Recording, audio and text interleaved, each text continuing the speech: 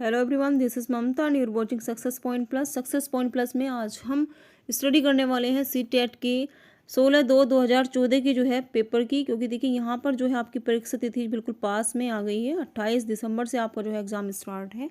तो हम कंटिन्यू जो है आपके लिए लेकर के आ रहे हैं सीडीपी के हिंदी के ईवीएस के जो है प्रैक्टिस सेट हम यहाँ पर सोल्व करा रहे हैं, या फिर जो प्रीवियस ईयर्स के क्वेश्चंस पेपर हैं उसको हम यहाँ पर सोल्व करते हैं। तो चलिए विदाउट वेस्टिंग टाइम हम अपनी वीडियो जो है स्टार्ट करते हैं। वीडियो अगर आपको अच्छी लगे तो प्लीज़ लाइक एंड शेयर कीजिएगा, एंड चैनल पर अगर आप फर्स्ट टाइम विजिट कर रहे हो तो प्लीज़ चैनल को भी सब्सक्राइब करना नहीं भूलिएगा। तो चलिए स्टार्ट करते हैं आज की वीडियो। तो देखिए वीडियो में हम फर्स्ट टाइम जो है स्टार्टिंग में हम पार्ट 1 जो है बाल विकास और शिक्षा शास्त्र जो है यानी कि जो सीडीपी का पोर्शन है उसको हम यहाँ पर कवर करने वाले हैं। क्वेश्चन नंबर 1 है आपकी स्क्रीन पर। तो देखिए क्वेश्चन नंबर 1 में जो है क्या जो है आपसे पूछा गया है। देखिए क्वेश्चन नंबर 1 में पूछा गया है निम्नलिखित प्रश्नों के उत्तर देने के लिए सबसे उचित विकल्प जो है आपको चुनना है। तो केंद्रीय माध्यमिक शिक्षा बोर्ड द्वारा अपनाए गए प्रगतिशील शिक्षा के प्रतिमान में बच्चों का जो सामाजिकरण होता है वो जिस प्रकार से किया जाता है उससे अपेक्षा की जा सकती है कि 4 ऑप्शन जो है आपको दिए गए हैं। तो देख लेते हैं हर एक ऑप्शन को। बेसमय नष्ट करने वाली सामाजिक आदतों यानी कि प्रकृति का त्याग करें तथा सीखें कि किस प्रकार अच्छी जो है श्रेणियां जो है पाई जा सकती हैं, या फिर बेसामूहिक कार्य में सक्रिय भागीदारिता का निर्वाह करें तथा सामाजिक कौशल सीखें, या फिर वे बिना प्रश्न उठाए समाज के नियमों और विनियमों का अनुपालन करने के लिए तैयार हो सकें, या फिर किसी भी प्रकार की सामाजिक पृष्ठभूमि हेतु हुए भी वे सब जो है स्वीकार करें जो उन्हें विद्यालय द्वारा प्रदान किया जाता है। तो देखिए जो सबसे बेस्ट ऑप्शन इसमें होने वाला है, क्योंकि यहाँ पर जो है सक्रिय भागीदारिता की जो है बात की गई है, ऑप्शन नंबर 2 जो है वो आपका सही आंसर इसमें होने वाला है। क्योंकि देखिए फर्स्ट जो ऑप्शन है बेसमय नष्ट करने वाली, तो नष्ट करने वाली जो सामाजिक आते हैं उसका प्रकृति का जो वो त्याग कर देंगे और सीखेंगे किस प्रकार जो है अच्छी श्रेणियाँ, केवल अच्छी श्रेणियों को ही जो है हमें यहाँ पर नहीं पाना है। तो ये आपका आंसर नहीं होगा। थर्ड ऑप्शन की बात करूँ तो वहाँ पर बताया गया है कि बिना प्रश्न उठाए, यानी कि उनको कुछ क्वेश्चन ही पुटअप नहीं करने हैं, कुछ भी उनको सोचना विचारना नहीं है, प्रश्न उन्हें नहीं पूछने। तो ये भी आपका आंसर नहीं होगा। फोर्थ की अगर मैं बात करूँ तो यहाँ पर भी कहा गया है कि किसी भी प्रकार की जो सामाजिक पृष्ठभूमि होते हुए भी वे जो है सब स्वीकार करें, यानी कि सब कुछ जो है उन्हें एक्सेप्ट कर लेना है, स्वीकार कर लेना है जो भी विद्यालय द्वारा उनको जो प्रदान किया जाएगा। तो ये भी जो है आपका राइट ऑप्शन नहीं होगा। ऑप्शन नंबर 2 जो है वो करेक्ट ऑप्शन आंसर जो है हो जाएगा क्वेश्चन नंबर 1 का। चलते हैं नेक्स्ट क्वेश्चन की तरफ। तो नेक्स्ट क्वेश्चन है क्वेश्चन नंबर 2 है आपकी स्क्रीन पर। देख लेते हैं क्वेश्चन नंबर 2 में जो है आपसे क्या पूछा जा रहा है। तो देखिए क्वेश्चन नंबर 2 में आपसे पूछा गया है निम्नलिखित में से कौन सा वाइगोत्स्की के सामाजिक सांस्कृतिक सिद्धांत पर जो है आधारित है।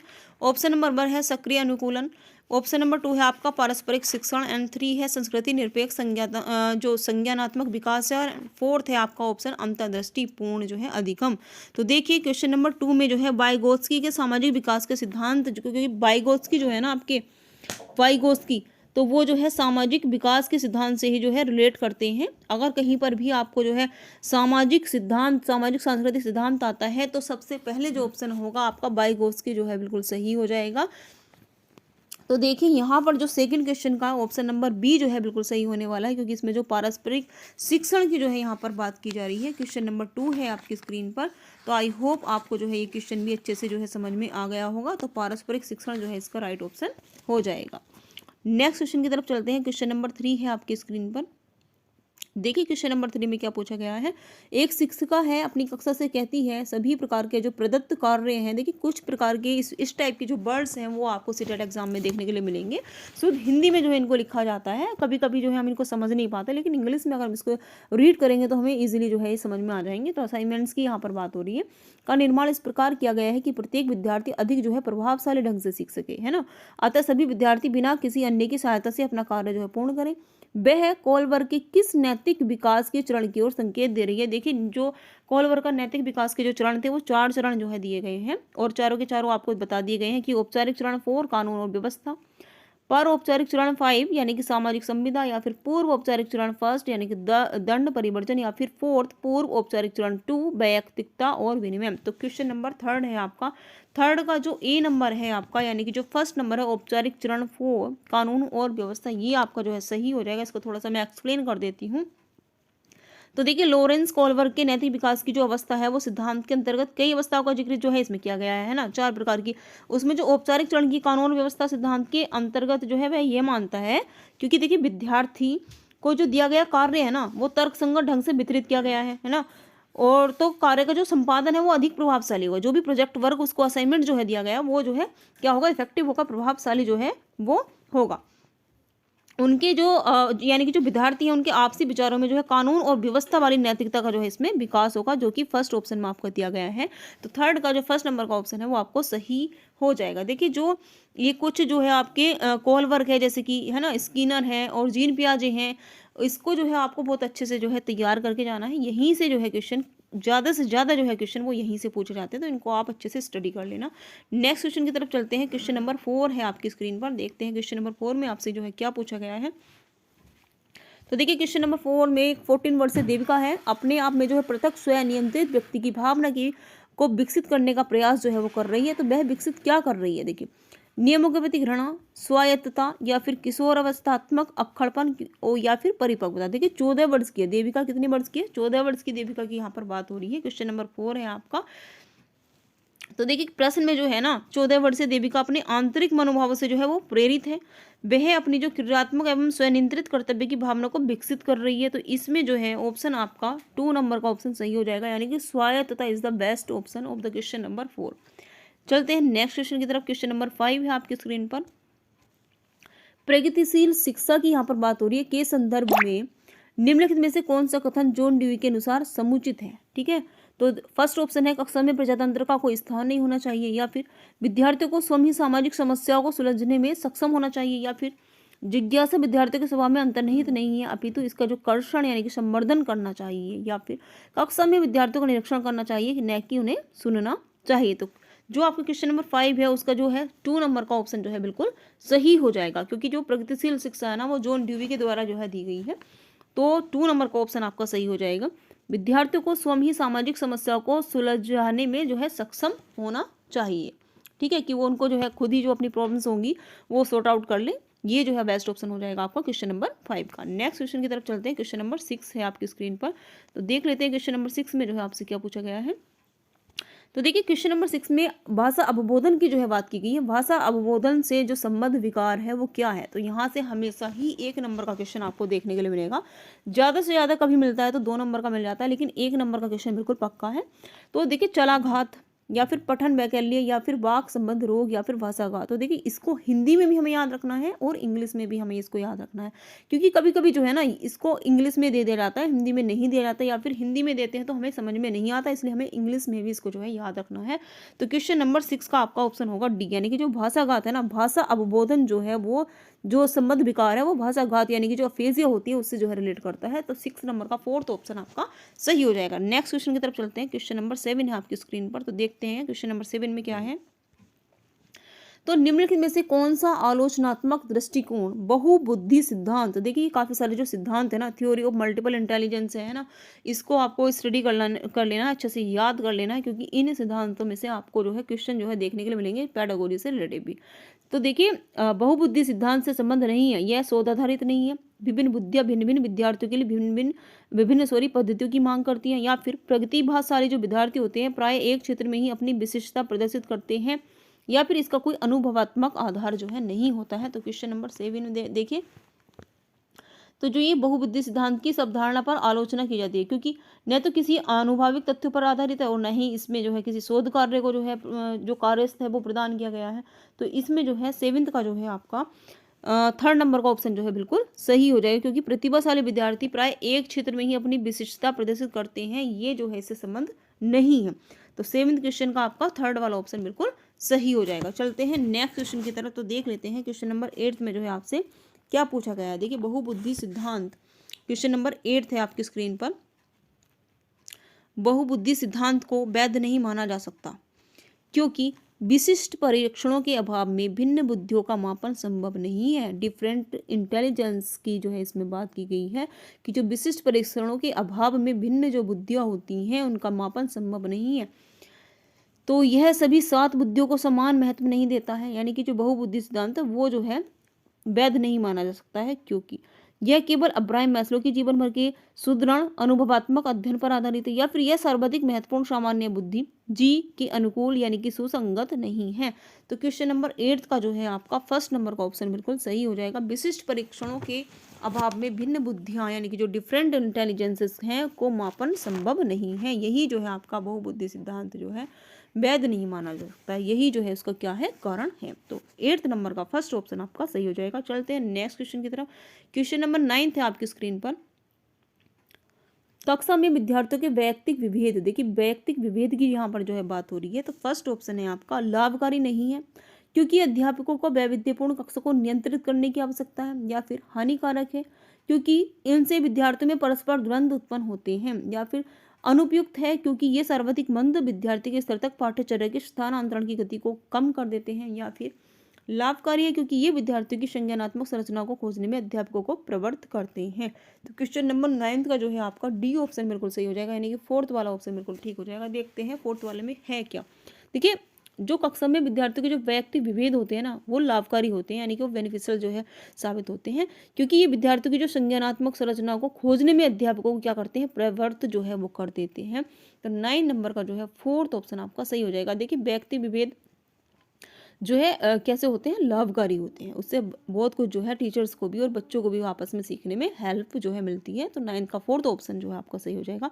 क्वेश्चन नंबर 10 देख लेते हैं हम लोग। क्वेश्चन नंबर 10 में देखिए क्या है। विद्यालय आधारित आकलन प्रारंभ किया गया था ताकि, जो विद्यालय आधारित आकलन है ना उसको प्रारंभ किया गया था ताकि, तो देखिए इसमें बेस्ट ऑप्शन हमें देखना है। फोर जो ऑप्शन है वो आपको दिए गए हैं, तो देख लेते हैं। तो देखिए यहाँ पर राष्ट्र में विद्यालयी शिक्षा संगठन यानी कि जो बोर्ड्स हैं की शक्ति का विकेंद्रीकरण किया जा सके, इसलिए इनका जो है आकलन जो है प्रारंभ किया गया था, या फिर सभी विद्यार्थियों के संपूर्ण विकास को निश्चित किया जा सके, या फिर विद्यार्थियों की उन्नति की बेहतर व्याख्या के लिए उनकी सभी गतिविधियों के नियमित अभिलेखन हेतु अध्यापकों को अभिप्रेरित किया जा सके, या फिर विद्यालय अपने क्षेत्र में विद्यमान अन्य विभिन्न विद्यालयों की तुलना में प्रतियोगिता द्वारा अपनी विशिष्टता का प्रदर्शन करने हेतु अभिप्रेरित हो सके। तो बेस्ट ऑप्शन जो है आपका 10th का वो हो जाएगा। सभी विद्यार्थियों के जो संपूर्ण विकास की जिसमें बात की जाए वही आपका जो है बेस्ट ऑप्शन हो जाएगा, क्योंकि कुछ जो टैग वर्ड्स होते हैं वही पॉजिटिवली जो है आंसर देते हैं, और जहाँ पर पॉजिटिव वर्ड आपको मिलेगा वही आपका जो है बेस्ट ऑप्शन हो जाएगा। जहाँ पर संपूर्ण विकास की बात की जाए वो भी विद्यार्थियों के, और वो भी सभी विद्यार्थियों के, तो सभी विद्यार्थियों का संपूर्ण विकास अगर हो रहा है तो यही डेफिनेटली जो है आपका राइट ऑप्शन होगा। तो 10th का सेकंड नंबर का ऑप्शन आपका बिल्कुल ठीक हो जाएगा। चलते हैं नेक्स्ट क्वेश्चन की तरफ।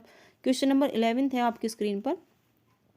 तो देखिए क्वेश्चन नंबर 11 में क्या पूछा गया है। निम्नलिखित में से कौन सा एक अन्य विकल्पों से संबद्ध नहीं है, अन्य विकल्पों से संबद्ध नहीं है। पहला है प्रश्नोत्तर सत्रों को संगठित करना, किसी विषय पर विद्यार्थियों की प्रतिक्रिया को लेना, या फिर प्रश्नोत्तर यानी कि जो क्विज होती है उसको परिचालित करना, या फिर स्वयं आकलन के कौशल को प्रतिमानित करना। तो 11 नंबर का आपका हो जाएगा स्वयं आकलन। देखिए प्रश्नोत्तर सत्रों को संगठित करना हो, या फिर विद्यार्थियों की जो प्रतिक्रिया हो उसको लेना हो किसी भी विषय पर, या फिर जो प्रश्नोत्तरी परिचालित करना हो ये भी, लेकिन स्वयं आकलन खुद का आकलन होता है, उसको कौशल को अगर हम प्रतिमानित कर रहे हैं तो यही जो है आपका बेस्ट या फिर अन्य जो विकल्प है हो जाएगा।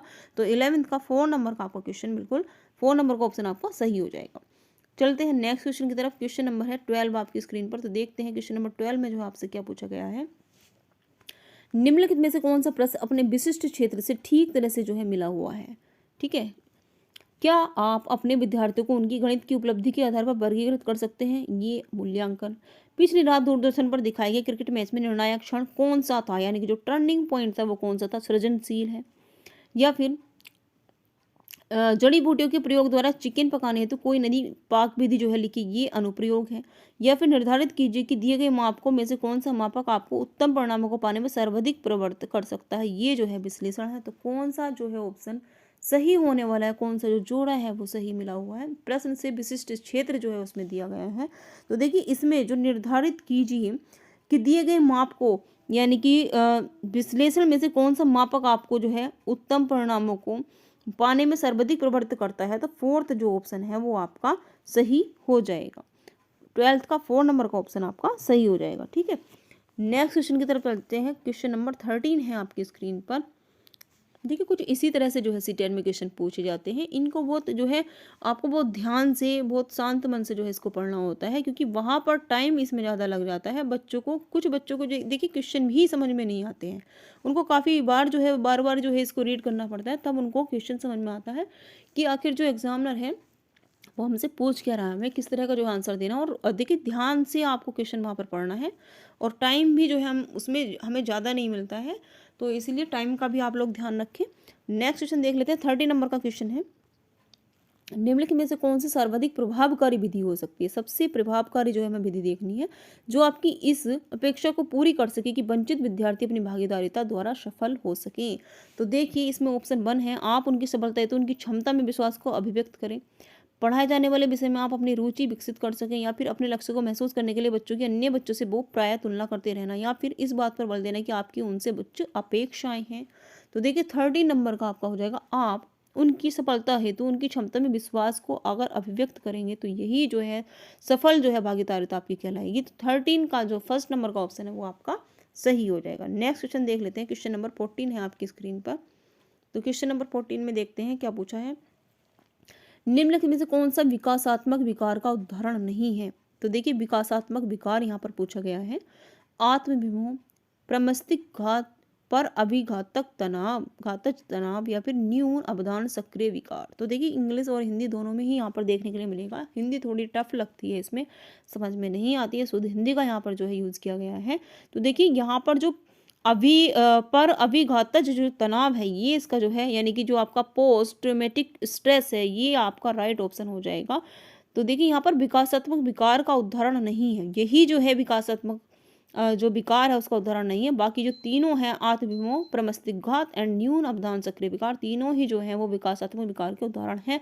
हमें इस नहीं वर्ड को भी जो है ध्यान में रखना है, क्योंकि कभी कभी जल्दी जल्दी में क्वेश्चन हमारा इसी के लिए जो है गलत हो जाता है। तो 14 का थर्ड नंबर का ऑप्शन आपका सही हो जाएगा। चलते हैं नेक्स्ट क्वेश्चन की तरफ। क्वेश्चन नंबर 15 है आपकी स्क्रीन पर। तो देखते हैं क्वेश्चन नंबर 15 में क्या है, बहु शिक्षण शास्त्रीय तकनीकें, वर्गीकृत अधिगम सामग्री, बहु आकलन तकनीकें तथा परिवर्तनीय जटिलता एवं सामग्री का स्वरूप निम्न में से किससे संबंध है। क्या वो सार्वभौमिक अधिगम प्रारूप, या फिर उपचारात्मक शिक्षण, या फिर विभेदित अनुदेशन, या फिर पारस्परिक शिक्षण। तो देखिए 15 नंबर में जो आपका विभेदित अनुदेशन है ये जो है आपका राइट ऑप्शन हो जाएगा। तो 15 का थर्ड नंबर का ऑप्शन आपका सही है। नेक्स्ट क्वेश्चन पर चलते हैं। क्वेश्चन नंबर 16 है आपकी स्क्रीन पर। निम्नलिखित में से प्रतिभाशाली अधिगमकर्ताओं के लिए क्या समुचित है। जो प्रतिभाशाली अधिगमकर्ता हैं उनके लिए जो है क्या समुचित है, वे अन्यों को भी कुशल प्रभावी बनाते हैं तथा सहयोगी अधिगम के लिए आवश्यक हैं, या फिर वे सदैव अन्यों का नेतृत्व करते हैं और कक्षा में अतिरिक्त उत्तरदायित्व ग्रहण करते हैं, या फिर अपनी उच्च स्तरीय संवेदनात्मकता के कारण वे भी निम्न श्रेणी पा सकते हैं, या फिर बुनियादी तौर पर उनकी मस्तिष्कीय शक्ति के कारण ही उनका महत्व है। तो 16 नंबर का आपका थर्ड ऑप्शन जो है बिल्कुल सही हो जाएगा। अपनी उच्च स्तरीय संवेदनात्मकता के कारण वे भी निम्न श्रेणी जो है पा सकते हैं, ये आपका जो है राइट ऑप्शन हो जाएगा। देखिए इस क्वेश्चन को ध्यान से समझिएगा। निम्नलिखित में से प्रतिभाशाली अधिगमकर्ताओं के लिए क्या जो है समुचित है, प्रतिभाशाली अधिगमकर्ताओं के लिए। तो देखिए उच्च स्तरीय अगर संवेदनात्मकता होगी तो उसके कारण वो निम्न श्रेणी भी पा सकते हैं, जरूरी नहीं है कि वो उच्च श्रेणी ही पाएं। तो 16 का थर्ड नंबर का ऑप्शन आपका बिल्कुल सही हो जाएगा। क्वेश्चन नंबर 17 है आपके स्क्रीन पर।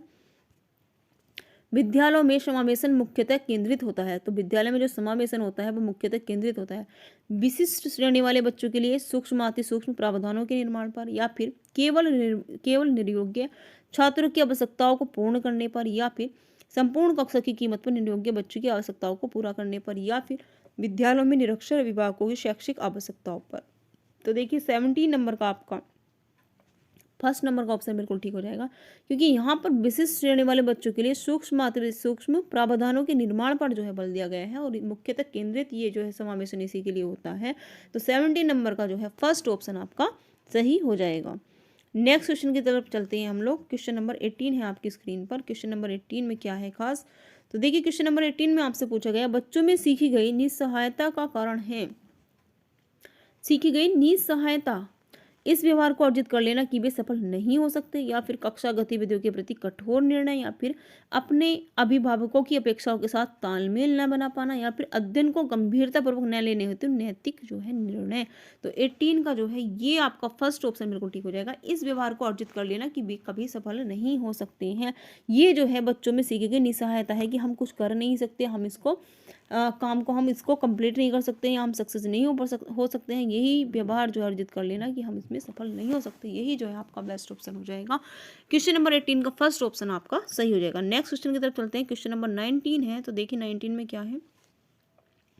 यदि एक विद्यार्थी विद्यालय में लगातार निम्नतर श्रेणी प्राप्त करती है, यानी कि जो विद्यार्थी है वो लगातार जो है निम्नतर श्रेणी जो है प्राप्त कर रही है, तो उसके अभिभावक को उसकी सहायता हेतु परामर्श दिया जा सकता है कि वह अध्यापकों की घनिष्ठ संगति में कार्य करे या फिर मोबाइल फोन, चलचित्र, कॉमिक्स, खेल हेतु अतिरिक्त काल पर रोक लगाए, जो भली भांति शिक्षा नहीं ले पाए हैं उनकी जीवन संबंधी कठिनाइयों का वर्णन करें या फिर घर पर उसको परिश्रम पूर्वक कार्य करने पर बल दे। तो देखते हैं बेस्ट ऑप्शन इसमें हमें क्या मिलता है। तो देखिए, वह अध्यापकों की घनिष्ठ संगति में कार्य करे। ठीक है, फर्स्ट ऑप्शन आपका सही हो जाएगा। 19 क्वेश्चन का आपका फर्स्ट ऑप्शन जो है बिल्कुल सही हो जाएगा। चलते हैं नेक्स्ट क्वेश्चन की तरफ। क्वेश्चन नंबर 20 है आपकी स्क्रीन पर, तो देखते हैं 20 में आपसे जो है क्या पूछा गया है। निम्नलिखित में से समस्या समाधान को क्या बाधित नहीं करता। देखिए, समस्या समाधान की यहाँ पर बात हो रही है, तो समस्या समाधान को क्या बाधित नहीं करता। क्या अंतर्दृष्टि, मानसिक प्रारूपता, मोर्चाबंदी या फिर निर्धारण। तो देखिए 20 नंबर का आपका हो जाएगा अंतर्दृष्टि, यानी कि जो इंसाइट है वो जो है इसको बाधित नहीं करता है। तो 20 का फर्स्ट नंबर का जो है आपका ऑप्शन बिल्कुल ठीक हो जाएगा। नेक्स्ट क्वेश्चन की तरफ चलते हैं। क्वेश्चन नंबर 21 है आपकी स्क्रीन पर। तो क्वेश्चन नंबर 21 में क्या है, एक शिक्षिका पाठ को पूर्व पठित पाठ से जोड़ते हुए बच्चों को सारांश लिखना सिखा रही है। तो देखिए, जो पहले पाठ पढ़ा दिया गया है उससे वो पाठ को रिलेट कर रही है, जोड़ रही है, और बच्चों को जो सारांश लिखना सिखा रही है वह क्या कर रही है। वह बच्चों की पाठ समझने की स्वशैली विकसित करने में सहायता कर रही है, वह बच्चों को संपूर्ण पाठ्य वस्तु को पूर्ण रूप से न पढ़ने की आवश्यकता का संकेत दे रही है, या फिर वह आकलन के दृष्टिकोण से पाठ्य वस्तु के महत्व को पुनर्वलित कर रही है, या फिर वह विद्यार्थियों को सामर्थ्य अनुकूल स्मरण करने को प्रेरित कर रही है। तो देखिए, वह बच्चों की पाठ समझने की जो स्वशैली है उसको विकसित करने में जो है हेल्प कर रही है, सहायता कर रही है, क्योंकि बच्चों को ऑलरेडी उसी तरह का जो चैप्टर पढ़ाया गया है और उसी से रिलेट करके वो नेक्स्ट चैप्टर जो है उनको पढ़ा रही है, सारांश लिखना वो सिखा रही है। तो 21 का फर्स्ट ऑप्शन आपका राइट ऑप्शन हो जाएगा। तो नेक्स्ट क्वेश्चन की तरफ चलते हैं। क्वेश्चन नंबर 22 है। एक बच्चा अपनी मातृभाषा सीख रहा है, वह दूसरा बच्चा वही भाषा द्वितीय भाषा के रूप में सीख रहा है। ठीक है, दोनों निम्न में से कौन सी समान प्रकार की जो है त्रुटि कर रहे हैं। अधिक सामान्यकरण की, सरलीकरण की, विकासात्मक, या फिर अत्यधिक संशुद्धता की। तो देखते हैं इसका जो राइट ऑप्शन है वो क्या होता है। तो देखिए, इसका राइट ऑप्शन होगा विकासात्मक। कौन सी त्रुटि कर रहे हैं, दोनों ही जो समान प्रकार की त्रुटि कर रहे हैं, त्रुटि कर सकते हैं, सॉरी, दोनों निम्नलिखित में से कौन सी समान प्रकार की त्रुटि कर सकते हैं, तो वो विकासात्मक जो है त्रुटि कर सकते हैं, इसके जो चांसेस हैं। तो यानी कि क्वेश्चन नंबर 22 का थर्ड ऑप्शन आपका जो है सही हो जाएगा। नेक्स्ट क्वेश्चन की तरफ चलते हैं। क्वेश्चन नंबर 23 है आपकी स्क्रीन पर। परीक्षा में तनाव निष्पत्ति को प्रभावित करता है, यह तथ्य निम्नलिखित में से किस प्रकार के संबंध को स्पष्ट करता है। संज्ञान भावना, तनाव विलोपन, निष्पत्ति चिंता, या फिर संज्ञान प्रतियोगिता। तो क्वेश्चन नंबर 23 में देखिए, जो संज्ञान भावना है, देखिए यहाँ जो संज्ञान भावना है, यहाँ तनाव विलोपन, निष्पत्ति चिंता, संज्ञान प्रतियोगिता। देखिए, दो ऑप्शन तो निगेटिव है वैसे भी, तनाव विलोपन है, निष्पत्ति चिंता। ठीक है, तो इसका जो राइट ऑप्शन हो जाएगा संज्ञान भावना। 23 का जो है फर्स्ट ऑप्शन जो है आपका सही हो जाएगा। नेक्स्ट क्वेश्चन है आपका 24 नंबर का क्वेश्चन। तो देखते हैं 24 में क्या है। एक अध्यापक उस बच्चे के साथ परामर्श करते हैं जिसकी निष्पत्त्यात्मक प्रगति एक दुर्घटना के पश्चात अनुकूल नहीं है। निम्नलिखित में से कौन सी प्रक्रिया विद्यालय परामर्श के लिए सबसे बेहतर हो सकती है। यह एक उपशामक उपाय है ताकि लोग अपने को आरामदायक महसूस कर सकें, या फिर यह अपने विचारों द्वारा खोज करने हेतु लोगों में आत्मविश्वास का निर्माण करता है, या फिर विद्यार्थियों को भविष्य के विकल्प को चुनने हेतु यह एक अच्छा संभावित परामर्श है, या फिर इस कार्य को केवल अनुभवी कुशल व्यावसायिक विशेषज्ञ से कराया जा सकता है। तो देखिए, वह अपने विचारों द्वारा खोज करने हेतु, क्वेश्चन नंबर 24 है आपका, आत्मविश्वास का जो है वो क्या करता है, निर्माण करता है, यानी कि यह अपने विचारों द्वारा खोज करने हेतु लोगों में आत्मविश्वास का जो निर्माण करता है, यही जो है आपका बेस्ट ऑप्शन हो जाएगा। क्वेश्चन नंबर 24 का सेकंड ऑप्शन जो है राइट ऑप्शन हो जाएगा। नेक्स्ट क्वेश्चन की तरफ चलते हैं। क्वेश्चन नंबर 25 है आपकी स्क्रीन पर। 25 में क्या है खास, तो देखते हैं। एक विद्यार्थी उच्च स्तरीय सृजनशील रंगमंच कलाकार बनना चाहता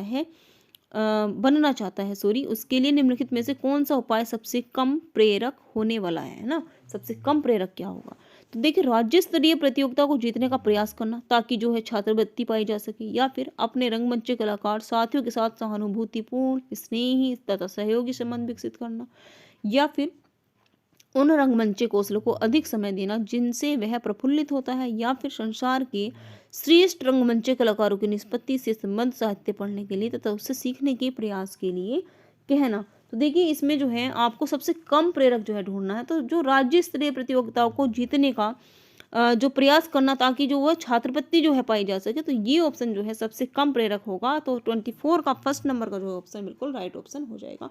चलते हैं नेक्स्ट क्वेश्चन की तरफ। क्वेश्चन नंबर 26 है आपकी स्क्रीन पर। इनमें से कौन सा सिद्धांतकार यह मत स्पष्ट करता है कि बच्चे अपनी वृद्धि व विकास हेतु कठोर जो है अध्ययन करते हैं? ये बंडूरा का है, मैस्लो, स्किनर या फिर पियाजे। तो चारों के चारों जो है मोस्ट इंपॉर्टेंट है, इसको आप अच्छे से जो है पढ़ करके जाइएगा, यहाँ से क्वेश्चन हमेशा आपको देखने के लिए मिलेंगे। तो क्वेश्चन नंबर 26 का ऑप्शन आपका होने वाला है मैस्लो, कि यह मत स्पष्ट करता है, मैस्लो ने जो ये बात बताई है कि बच्चे जो हैं अपनी वृद्धि व विकास हेतु क्या करते हैं? कठोर अध्ययन करते हैं। मैस्लो के द्वारा ये बात बोली गई है। तो क्वेश्चन नंबर 26 का सेकंड नंबर का ऑप्शन आपका सही हो जाएगा। चलते हैं नेक्स्ट क्वेश्चन की तरफ। क्वेश्चन नंबर 27 है आपकी स्क्रीन पर। निम्नलिखित में से कौन सा तत्व कक्षा में अधिगम हेतु सहायक हो सकता है? तो देख लेते हैं अधिगम में सहायक जो है तत्व कौन सा है। बच्चों को अधिगम हेतु प्रेरित करने के लिए परीक्षणों की संख्या को हमें बढ़ा देना, या फिर अध्यापकों द्वारा बच्चों की स्वायत्तता को बढ़ावा व सहायता देना, या फिर समानता बनाए रखने के लिए किसी एक अनुदेशन पद्धति पर टिके रहना, या फिर कालांश की अवधि को 40 मिनट से बढ़ाकर 50 मिनट तक बढ़ा देना। तो देखिए जो अध्यापकों द्वारा बच्चों की जो स्वायत्तता को बढ़ाना व सहायता देना है ना, यही आपका जो है बेस्ट ऑप्शन होगा, क्योंकि कक्षा में अधिगम हेतु सहायक यही हो सकता है। तो 27 का जो है सेकंड ऑप्शन आपका सही हो जाएगा। चलते हैं नेक्स्ट क्वेश्चन की तरफ। क्वेश्चन नंबर 28 है आपकी स्क्रीन पर। तो देखिए क्वेश्चन नंबर 28 में परिपक्व विद्यार्थी की यहाँ पर बात हो रही है। इस बात में विश्वास रखते हैं कि उनमें अध्ययन में भावनाओं का कोई स्थान नहीं है, या फिर अपनी बौद्धिकता के साथ अपने सभी प्रकार के द्वंद्वों का शीघ्र जो है समाधान कर लेते हैं, या फिर अपने अध्ययन में कभी कभी भावनाओं की सहायता चाहते हैं, या फिर कठिन परिस्थितियों में भी अध्ययन से विचलित नहीं होते हैं। तो परिपक्व विद्यार्थी में कौन सा जो है इसमें गुण पाया जाता है? तो क्वेश्चन नंबर 28 का देखिए, वो जो होते हैं अपने अध्ययन में कभी कभी भावनाओं की जो है सहायता उन्हें होती है, यानी कि कभी कभी उनको भावनाओं के लिए भी किसी दूसरे की जो है सहायता की आवश्यकता होती है। तो क्वेश्चन नंबर 28 का थर्ड ऑप्शन जो है आपका सही हो जाएगा। ये जरूरी नहीं है कि परिपक्व विद्यार्थी है तो उन्हें भावनाओं की जो है आवश्यकता नहीं होती है। तो क्वेश्चन नंबर 28 का थर्ड ऑप्शन आपका सही है। नेक्स्ट क्वेश्चन की तरफ चलते हैं। क्वेश्चन नंबर 29 है आपकी स्क्रीन पर। तो देखिए क्वेश्चन नंबर 29 में क्या है? पूर्व विद्यालय में पहली बार आया बच्चा मुक्त रूप से चिल्लाता है। 2 वर्ष पश्चात वही बच्चा जब प्रारंभिक विद्यालय में पहली बार जाता है तो अपना तनाव चिल्लाकर व्यक्त नहीं करता, अपितु उसके कंधे व गर्दन की जो पेशियां होती हैं वो तन हो जाती हैं। उसके इस व्यावहारिक परिवर्तन का क्या सैद्धांतिक आधार हो सकता है? देखिए कभी कभी क्या होता है कि हम अपना गुस्सा या फिर अपनी जो झुंझलाहट होती है उसको मुक्त रूप से मतलब कि बोल कर या चिल्लाकर जो है हम उसको प्रदर्शित करते हैं, लेकिन कुछ समय बाद या कभी कभी हम लोग क्या करते हैं कि हमें गुस्सा आ रहा होता है या तनाव में हम लोग होते हैं, बट उसको हम चिल्लाकर चीख कर जो है नहीं व्यक्त करते हैं, नहीं प्रदर्शित करते हैं, नहीं बताते हैं, बल्कि जो है अपने चेहरे को जो है इस प्रकार का जो है बना लेते हैं, अपने कंधे को, गर्दन को, या जो अपनी आंखें होती है उसको इस प्रकार से जो है तना लेते हैं कि सामने वाला हमें देखकर बता सकता है कि इसको जो है क्या हो रहा है, तनाव हो रहा है या परेशान है या फिर इसको गुस्सा आ रहा है। तो वही बात जो है इसमें बताई गई है। तो विकास जो है क्रमिक प्रकार से होता है, या फिर विकास निरंतरीय होता है, या फिर अलग अलग रोगों में विकास भिन्न रूप से होता है, या फिर विभेद व एकीकरण विकास के क्या है? लक्षण है। तो देखिए 29 में जो है आपका विभेद व एकीकरण, क्योंकि देखिए उसको गुस्सा भी आ रहा है, वो तनाव में भी है, लेकिन उसने एकीकरण करना जो है सीख लिया है, क्योंकि उसने साथ ही साथ में जो है कंधे व गर्दन की जो पेशियां जो है वो तना ली हैं। तो विभेद व एकीकरण विकास के ही लक्षण है। क्वेश्चन नंबर 29 का फोर्थ ऑप्शन आपका सही हो जाएगा। चलते हैं नेक्स्ट क्वेश्चन की तरफ, जो कि इस वीडियो का लास्ट जो है क्वेश्चन होने वाला है। CDP पोर्शन का लास्ट क्वेश्चन है ये। निम्नलिखित में से कौन सा कथन सत्य है? तो देखिए आनुवांशिक जो बनावट है व्यक्ति की परिवेश की गुणवत्ता के प्रति प्रत्युत्तरात्मकता को प्रभावित करती है, या फिर गोद लिए गए बच्चों का वही बुद्धि लब्धांक यानी कि जो IQ होता है जो गोद लिए गए उनके सहोदर भाई बहनों का होता है। अनुभव मस्तिष्क के विकास को प्रभावित करता है, या फिर विद्यालयीकरण का बुद्धि पर कोई भी प्रभाव नहीं पड़ता है। तो कौन सा कथन इसमें सत्य है? तो देखिए जो आनुवांशिक बनावट होती है ना व्यक्ति की परिवेश की गुणवत्ता के प्रति प्रत्युत्तरात्मकता को प्रभावित करती है। यही जो है आपका सही ऑप्शन होने वाला है, यानी कि यही जो कथन है वो सत्य है। क्योंकि देखिए ये ज़रूरी नहीं है कि कोई बच्चा जो गोद लिया गया उसका जो आईक्यू लेवल होगा वही जो है उसके साथ के भाई बहनों का होगा, ऐसा नहीं है। भाई बहनों में भी आईक्यू लेवल जो है अप डाउन होते रहते हैं, यानी कि किसी का ज़्यादा तो किसी का कम जो है हो सकता है। अनुभव मस्तिष्क के विकास को प्रभावित करता है, तो अनुभव जो है सॉरी नहीं करता है, तो अनुभव जो है जब हमें जो है किसी भी चीज़ का एक्सपीरियंस हो जाता है तो वो मस्तिष्क के विकास को जो है प्रभावित करता है। कहीं ना कहीं हम उसमें जो है परफेक्ट हो जाते हैं, तो वो विकास में जो है हेल्पफुल होता है। और अगर मैं बात करूँ विद्यालयकरण की, तो विद्यालयकरण का बुद्धि पर जो है कोई प्रभाव नहीं पड़ता, ये भी बिल्कुल जो है गलत है। क्योंकि अब विद्यालयकरण का बुद्धि पर प्रभाव पड़ता है तभी तो बच्चों को विद्यालय में भेजा जाता है सीखने के लिए, कुछ है ना, कुछ बनने के लिए। तो अगर बुद्धि पर प्रभाव ही नहीं पड़ेगा तो वो कुछ सीखेंगे कैसे, सीखेंगे नहीं तो वो कुछ बनेंगे कैसे। तो आपका जो है बेस्ट ऑप्शन हो जाएगा 30 का फर्स्ट जो है बिल्कुल सही आंसर जो है आपका हो जाएगा। तो देखिए सीडीपी का 16/2/2014 का जो है ये हल प्रश्न पत्र था, जो कि मैंने आपको जो है समझा दिया है, बता दिया है। कुछ भी डाउट हो तो आप कमेंट सेक्शन में लिखकर जो है बता सकते हैं, पूछ सकते हैं। वीडियो आपकी एग्ज़ाम के लिए काफ़ी जो है हेल्पफुल होने वाली है। लगातार मैं आपके लिए ऐसी वीडियो जो है लेकर के आती रहूँगी। चैनल पर अगर आप नए हैं तो प्लीज़ चैनल को सब्सक्राइब कर लीजिएगा और वीडियो को लाइक एंड शेयर करना नहीं भूलेगा। Thanks for watching this video.